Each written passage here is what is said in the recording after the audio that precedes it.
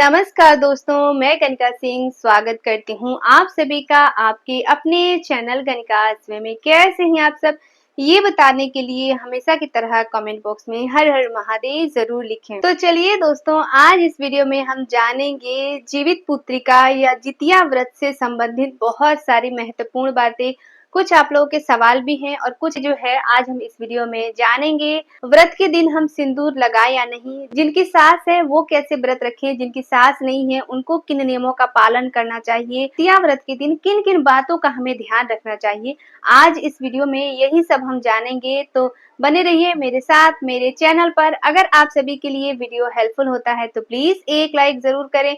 इसके साथ ही मेरे चैनल को सब्सक्राइब करके बेल आइकन को प्रेस कर दें ताकि मेरी आने वाली वीडियो की सभी नए नोटिफिकेशन आप सभी के पास सबसे पहले पहुंचे। तो चलिए हम वीडियो को शुरू करते हैं। तो सबसे पहले तो मैं आपको बता दूं कि जितिया का व्रत आश्विन माह के 7वीं तिथि से प्रारंभ होता है और 9वीं तिथि पर व्रत का पारण होता है। 3 दिवसीय ये व्रत होता है।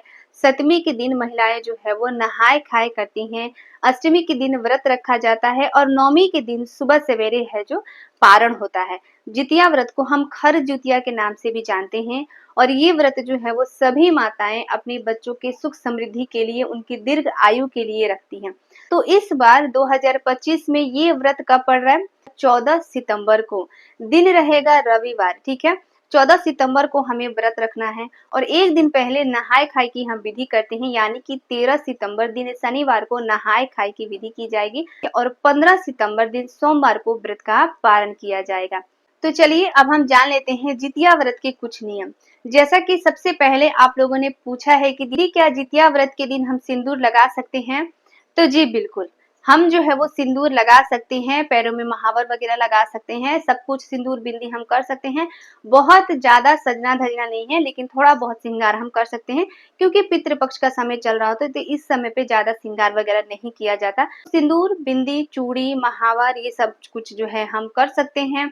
और एक चीज क्या ध्यान रखनी है कि जिनकी सास नहीं है वो व्रत वाले दिन सिंदूर नहीं लगाते हैं। जिनकी सास नहीं है वो, जिनकी सास है वो व्रत वाले दिन सिंदूर लगा सकते हैं, लेकिन जिनकी सास नहीं है वो व्रत वाले दिन सिंदूर नहीं लगाते हैं। ठीक है, नहाए खाए के दिन पे हम जो है वो अच्छे से नहा धो के इसके बाद जो है सास के नाम से सबसे पहले दान करते हैं, फिर हम जो है वो भोजन वगैरह ग्रहण करते हैं। दूसरे दिन हम व्रत रखते हैं। दूसरे दिन हम नहाने से पहले जो है वो सिंदूर लगा सकते हैं, क्योंकि इतना बड़ा व्रत है तो हम सिंदूर कैसे नहीं लगाएंगे।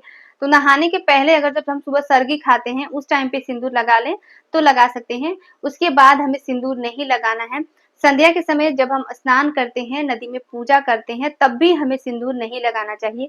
नदी में अगर हम जाते हैं, पूजा पाठ करते हैं, वहां पर अगर कोई लगा देता है तो कोई बात नहीं, नहीं तो हमें खुद से सिंदूर नहीं लगाना है। पारण के दिन हम सिंदूर लगाते हैं। ठीक है, जब हम पारण करते हैं ना तब हम सिंदूर लगाते हैं। अगली चीज क्या ध्यान रखनी है हमें कि जितिया के दिन बालों में कंघी नहीं करनी चाहिए। ठीक है, बालों को तोड़ना नहीं चाहिए सभी के लिए। ठीक है ना, सभी को, जितने भी माताएं बहनें व्रत रखती हैं सभी के लिए मैं बता रही हूँ कि जितिया के दिन जो है वो बालों में कंघी नहीं करना चाहिए, क्योंकि खर जितिया इसका नाम ही है। इस दिन पे एक खर भी नहीं तोड़ा जाता। इसीलिए मैंने पिछले वीडियो में बताया था कि ज्यादा काम काज जितिया के दिन पे हमें नहीं करना चाहिए। मान लीजिए कि हम कोई भी काम काज करते हैं और अगर कोई भी चीटी वगैरह हो या कुछ भी हो हमारे अगर हमसे उनको लग जाता है तो ये हमारे ऊपर अपराध लगता है। तो इसीलिए मैंने पिछले वीडियो में आप सभी को बताया था कि ज्यादा जो है वो काम वगैरह हमें नहीं करना है, इससे हमें बचना है। तो बाल वगैरह, बालों में इस दिन पे हमें कंघी नहीं करना है। ठीक है, जब हम स्नान करने जाते हैं, संध्या के समय नदी पर नहाने जाते हैं या घर पर भी अगर हम स्नान करते हैं तो सिर के ऊपर से हमें स्नान करना चाहिए। ठीक है, और स्नान करने के बाद बालों को हमें बांधना नहीं चाहिए। जिनकी सास है वो अगर बालों से ना नहाए, मतलब सिर से ना नहाए तो भी कोई बात नहीं। ठीक है, बालों को बांध सकती हैं। लेकिन जिनकी सास नहीं है उनको तो सिर से ही नहाना है, सिर से नहाना है और बालों से पानी जो है वो टपकते देना है। माना जाता है कि इससे हमारे सास का तर्पण होता है, तर्पण होता है सास का इसी से। तो इसीलिए जो है वो सिर से ही हमें नहाना चाहिए। ठीक है, और आप लोगों ने पूछा था कि दीदी हमारी बेटी है तो क्या हम व्रत रख सकते हैं? तो जी बिल्कुल रख सकते हैं। मान लीजिए कि अगर बेटी है, बेटा हुआ ही नहीं, तो हम व्रत नहीं रखेंगे और हमारे सास का तर्पण कैसे होगा? मान्यता है कि बहू अगर जितिया का व्रत रखती है तो उसी से जो है वो सास का तर्पण होता है, वही भोजन वगैरह जो है वो सास को मिलता है।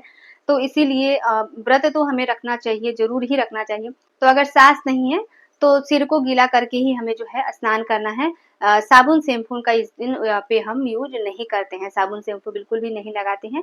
साधारण पानी से हमें जो है वो स्नान करना होता है, या हम नदी नहाने जाते हैं, तो भी साधारण पानी से ही हम जो है वो स्नान करते हैं, ठीक है? अगली चीज़ क्या है कि मासिक धर्म में हम पहली बार व्रत करें या नहीं? तो बिल्कुल, हम मासिक धर्म में भी ये व्रत उठा सकते हैं, कर सकते हैं, ठीक है? चिलो सियारों को भोजन वगैरह भी दे सकते हैं। ध्यान क्या रखनी है कि मासिक धर्म में हमें बस पूजा नहीं करना है, संध्या की जो प्रदोष काल में हम पूजा करते हैं व्रत वाले दिन, वो पूजा हमें नहीं करनी है। सिंदूर हमें नहीं लगाना है, कथा वगैरह जो है वो हम दूर से सुन सकते हैं, छूना नहीं है, ठीक है? और अगर हम नदी स्नान करने जाते हैं, तो नदी में हमें स्नान नहीं करना है, क्योंकि वहाँ पर बहुत सारी महिलाएँ जो है वो स्नान करती हैं, तो छुआ-छूत थोड़ा मतलब हो जाता है। तो इसीलिए उन सब चीज़ों से दूर रहना, घर से नहाकर हम नदी जा सकते हैं, दूर से हम कथा वगैरह सुन सकते हैं। लेकिन मासिक धर्म में भी हम पहली बार भी व्रत कर सकते हैं, और ऐसे भी अगर हम व्रत करते हैं और मासिक धर्म हो जाता है, तो उसमें भी हम व्रत जो है वो कर सकते हैं। इसमें कोई चिंता वाली बात नहीं है, ठीक है? अगली चीज़ क्या है कि जैसे कि मैंने बताया कि जितिया व्रत में खर भी नहीं तोड़ा जाता, लेकिन कुछ जगहों पे संध्या के समय दातून किया जाता है और सास को दातून दिया भी जाता है। ठीक है, जब हम नदी नहाने जाते हैं, तो झिंगनी के या तिरोई के पत्ते पर सास के नाम से हम जो है वो एक दातून चढ़ाते भी हैं और खुद भी वही करते हैं। तो ये कुछ जगहों के ना नियम होते हैं, जैसे हमारे यहाँ पे तो वैसा ही है। हम जो है वो संध्या के समय दातून करते हैं। वैसे तो मेरी सास है, तो मैं अपनी सास को नहीं देती हूँ, लेकिन हमारी दादी सास जो है वो नहीं है, तो हमारी सास जो है वो अपनी सास के लिए एक दातून देती हैं, और संध्या के समय जब हम नदी नहाने जाते हैं, तो हम दातून करते हैं। तो ये अपनी-अपनी जगहों का कुछ नियम होता है, तो कुछ नियम के अनुसार भी होता है, तो आप लोग देख लीजिएगा। अगर होता हो तो कीजिएगा, नहीं होता हो तो मत कीजिएगा। क्योंकि कुछ जगहों पे खली तेल भी सास को दिया जाता है, कुछ जगहों पे नहीं दिया जाता है, तो आप लोग देख लीजिएगा। अलग-अलग घर के अलग-अलग नियम होते हैं, तो हमें अपने घर का नियम सबसे पहले हमें रखना चाहिए, नियम को बदलना नहीं चाहिए। तो जैसा हमारे घर का नियम है, वैसा ही हमें करना चाहिए, ठीक है? चीज़ क्या है कि क्या प्रेगनेंसी में हम ये व्रत कर सकते हैं? तो देखिए, पहली बार अगर व्रत करना है, अगर हम प्रेग्नेंट हैं, तो हमें कोई ज़रूरत नहीं है। ये व्रत जो है वो बच्चों के लिए होता है, और बच्चे होने के बाद ही हम करते हैं। पहली बार आप लोग करना चाहती हैं, तो बिल्कुल भी ना करें। होने के बाद अगले साल आप लोग जो है वो कर सकती हैं। लेकिन अगर आप लोग दूसरी बार प्रेग्नेंट हैं और अगर व्रत करना चाहती हैं, तो देखिए, मैं इसके लिए एक बात बता दूँ, ये व्रत जो है वो छोड़ा नहीं जाता, सबसे पहली बात तो। और दूसरी चीज़ क्या है कि प्रेगनेंसी में पूरा ये 24 घंटे का निर्जला उपवास होता है, बहुत ही कठिन ये व्रत माना जाता है। तो ऐसे में अगर रिस्क लेके हम व्रत करते भी हैं, तो थोड़ा रिस्की हो जाता है। तो देख लीजिएगा, अपने घर में बड़े-बुजुर्ग से पूछ लीजिएगा कि घर के बड़े क्या बोलते हैं, अगर करने के लिए बोल रहे हैं तो कीजिएगा, नहीं करने के लिए बोल रहे हैं, छोड़ने के लिए बोल रहे हैं, तो छोड़ दीजिएगा, अगले साल फिर कोई नियम वगैरह होगा तो करके फिर उठा लिया जाएगा। करने के लिए अगर कोई हेल्थ इश्यू नहीं है, पूरे हम अच्छे से हैं, कर सकते हैं, तब तो हम कर सकते हैं, ठीक है ना? अगर हो सकता है, तब तो करनी ही चाहिए, तब तो मैं छोड़ने के लिए नहीं बोलूँगी। बाकी का आप लोग जो है वो अपना देख लीजिएगा, एक बार अपने घर में भी पूछ लीजिएगा, ठीक है? अगली चीज़ क्या है कि कुछ जगहों पे ना कलश रख के जितिया का व्रत का पूजा होता है, कलश रखते हैं, पूजा-पाठ करते हैं, इसके बाद जो है अरियार-बरियार से गले मिलते हैं। जैसे हमारे यूपी साइड में भी होता है कि महिलाएँ नदी नहाने जाती हैं, पूजा-पाठ करती हैं, कथा सुनती हैं, उसके बाद जब घर वापस आती हैं, तो अरियार-बरियार का एक जो है वो पौधा होता है, उन्हीं को जो है वो पूजा-पाठ करके फिर उनसे गले मिलती हैं, ठीक है? वहाँ पर जल वगैरह चढ़ाती हैं।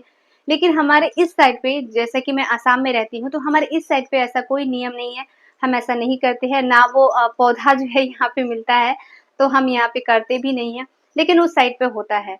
और यहाँ का जो नियम है, हम नदी नहाने तो जाते हैं, वहीं पर पूजा-पाठ में हमारी जो होती है, लेकिन हम अरियार-बरियार से गले नहीं मिलते हैं, कलश रखकर हमारे घर पे पूजा नहीं होता है, ठीक है? लेकिन बहुत सारे जगहों पे जो है वो महिलाएँ कलश रख के पूजा करती हैं, कथा वगैरह सुनती हैं, पंडित जी से भी पूजा करवाती हैं।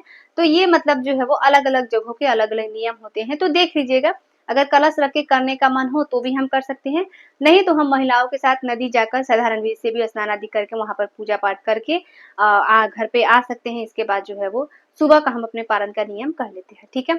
तो इसी प्रकार से ये सभी पूजा-पाठ जो है वो किया जाता है। और जितिया के दिन ध्यान रखना है कि नेल वगैरह नहीं काटना है, बालों में क कैंची तो मतलब लगाना ही नहीं है, ना ही कंघी लगाना है, ठीक है? बच्चों को मारना, डाँटना नहीं है, बहुत ही प्यार से उस दिन पे रखना है बच्चों को, बच्चे के लिए हम व्रत करते हैं, गुस्सा वगैरह नहीं करना है और 1 दिन पहले ही नहाए-खाए के दिन पे ही सारी सामग्री हमें एकत्रित करके रख लेनी है, ताकि दूसरे दिन सर्गी के टाइम पे हमें कोई भी जो है वो प्रॉब्लम ना हो, ठीक है? तो इसी प्रकार से ये व्रत किया जाता है। आशा करती हूँ आप सभी के लिए वीडियो बहुत ही हेल्पफुल होगा। वीडियो हेल्पफुल होता है तो प्लीज़ एक लाइक ज़रूर करें। इसके साथ ही मेरे चैनल को सब्सक्राइब करके बेल आइकन को प्रेस कर दें ताकि मेरी आने वाली वीडियो की सभी नए नोटिफ़िकेशन आप सभी के पास सबसे पहले पहुँचे। तो मिलती हूँ मैं आप सभी से फिर एक नए वीडियो में, तब तक के लिए नमस्कार।